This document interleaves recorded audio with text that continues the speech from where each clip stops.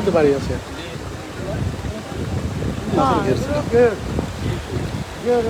দর্শক বৃন্দ, ফেনী, নোয়াখালী, কুমিল্লা নিয়ে তো অনেক কিছু ভাবলেন, এবার কি সাতক্ষীরা নিয়ে ভাববেন না?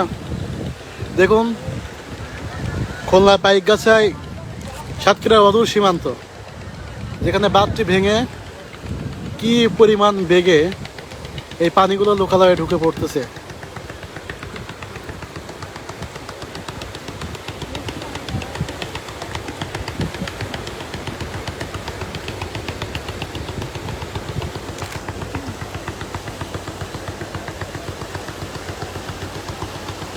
খুবই ভয়ঙ্কর অবস্থা ভাই। এই নদীটার নাম কি ভাই? এই নদীর নাম কি?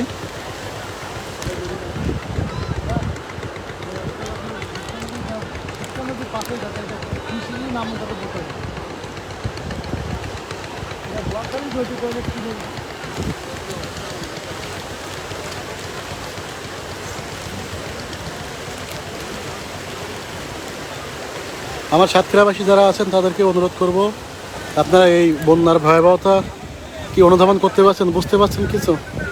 আমাদের নিজেদের এলাকাগুলোকে ভালো রাখার জন্য যা কিছু করণীয় আপনারা সেখানে করতে থাকুন। এই বন্যার পানি কিন্তু অত্যন্ত ঝুঁকিপূর্ণ হয়ে গেছে, এটা কোনো রকম নিয়ন্ত্রণের আওতায় আর নাই। এটা কিন্তু নিয়ন্ত্রণের বাইরে চলে গেছে, এবং কিভাবে যে পানিগুলো লোকালয়ে ঢুকছে আপনারা এখানে দেখেই কিন্তু অনুমান করতে পারতেছেন।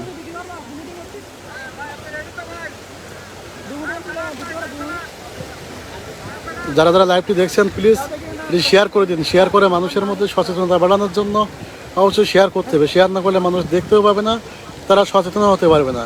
আমরা চাই না এই বাংলার বুকে আরেকটি ফেনী, আরেকটি নোয়াখালী বা কুমিল্লা, লক্ষ্মীপুরের মধ্যে আরেকটি ঘটনা ঘটুক, যেখানে রাতের আধারে সবাই কিন্তু প্লাবিত হয়ে গেছিলো, ঘরবন্দি হয়ে গেছিলো, পানিবন্দি হয়ে গেছিলো মানুষজন। আর যেন দক্ষিণ অঞ্চলে সেরকমটি না হয়, এই জন্য এটি শেয়ার করে দিন। শেয়ার করে দিলে অনেক মানুষ দেখতে পাওয়ার পরিবেশ কিন্তু তারা সচেতন হতে পারবে, তারা নিজেদেরকে নিরাপদ জায়গায় নিয়ে যেতে পারবে।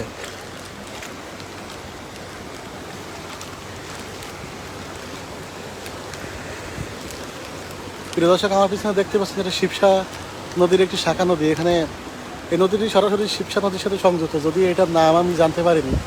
এই নদীটি পিছনের এই দৃশ্য, আর এটি হলো বাঁধের বাইরের দৃশ্য। লোকালয়ে যেভাবে পানি ছড়িয়ে পড়েছে সেটা কোনোভাবেই কিন্তু আর বাদ দিয়ে আটকানো সম্ভব না। আর এই এলাকার মানুষদের যে কতটা খারাপ অবস্থায় তারা আছে আপনারা নিশ্চয়ই অনুমান করতে পারছেন। আমি ইতিমধ্যে আমরা যে সমস্ত ত্রাণ দেওয়ার জন্য যে সহযোগিতাগুলো নিয়ে আসছিলাম সেগুলো শেষ হয়ে গেছে। এখানে আরও অনেক সাহায্যের দরকার। ওইটুকু ক্ষুদ্র সাহায্য দিয়ে এলাকার মানুষদের পূর্ণ করা অসম্ভব। যদিও আমরা পূর্ণ করতে চাই না, আমরা চাই তারা অন্তত বেঁচে থাকুক।